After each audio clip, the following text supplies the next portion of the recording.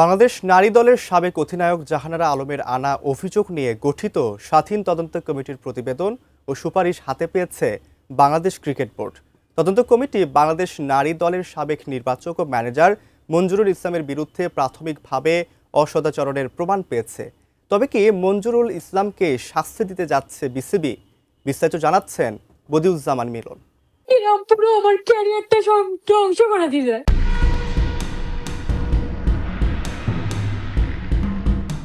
গত ৭ নভেম্বর বাংলাদেশ নারী ক্রিকেট দলের খেলোয়াড় জাহানারা আলম একটি ইউটিউব চ্যানেলকে দেওয়া সাক্ষাৎকারে মঞ্জুরুল ইসলামের বিরুদ্ধে যৌন হয়রানির অভিযোগসহ আরও কয়েকটি অভিযোগ তোলেন।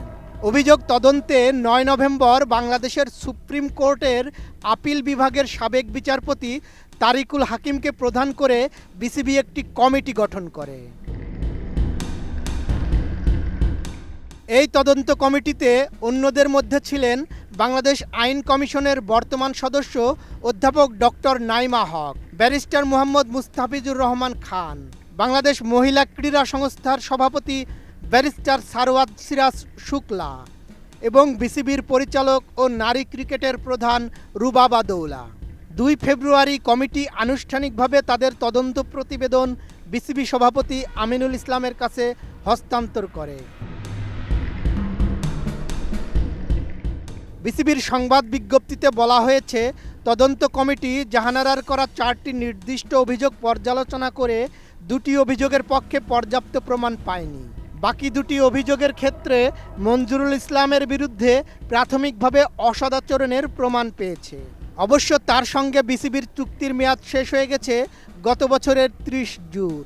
ফিনিশ আসলে একটা জিনিস, সস্তায় বস্তাপতা জিনিস, স্পার্টা চিনে ফিনিশ। তদন্ত প্রতিবেদনের উল্লেখ করে সংবাদ বিজ্ঞপ্তিতে বলা হয়েছে, মঞ্জুরুলের কিছু আচরণ পেশাদার মানদণ্ডের সঙ্গে অসামঞ্জস্যপূর্ণ ছিল। তার কিছু কর্মকাণ্ড সুপ্রিম কোর্টের প্রযোজ্য নির্দেশিকার আওতায় অসদাচরণ ও হয়রানির সংজ্ঞার মধ্যেও পড়ে। বিসিবি জানিয়েছে, এ ব্যাপারে আইনজীবীদের মাধ্যমে বোর্ড হয়রানি ও অসদাচরণের বিষয়ে বিসিবির জিরো টলারেন্স নীতির সঙ্গে সামঞ্জস্য রেখে প্রয়োজনীয় পদক্ষেপ নেবে। একই সঙ্গে বিসিবি তাদের প্রাতিষ্ঠানিক সুরক্ষা ব্যবস্থাও জোরদার করেছে। হাইকোর্টের ২০০৯ সালের রায়ের আলোকে বিসিবির উইমেন্স উইংয়ের চেয়ারপারসন রুবাবা দৌলাকে প্রধান করে বিসিবি একটি অভিযোগ কমিটিও গঠন করেছে। জাহানারা আলমের অভিযোগের সত্যতা মিলেছে বিসিবির তদন্তে। সাবেক নির্বাচক মঞ্জুরুল ইসলামের বিরুদ্ধে হয়রানি ও অসদাচরণের প্রমাণ পাওয়ায় এখন আইনি ব্যবস্থার পথে হাঁটছে বোর্ড। বিসিবি স্পষ্ট জানিয়ে দিয়েছে, ক্রিকেটে এমন আচরণের ক্ষেত্রে তাদের নীতি জিরো টলারেন্স। রুবাবা দৌলাকে প্রধান করে নতুন অভিযোগ কমিটি গঠন প্রমাণ করে নারী ক্রিকেটারদের নিরাপত্তা নিয়ে এখন আপোষহীন দেশের ক্রিকেটের নিয়ন্ত্রক সংস্থা। প্রশ্ন এখন একটাই, বোর্ডের এই কঠোর পদক্ষেপ কি দেশের নারী ক্রিকেটে নতুন এক নিরাপদ যুগের সূচনা করবে? বদিউজ্জামান মিলন, এটিএন নিউজ।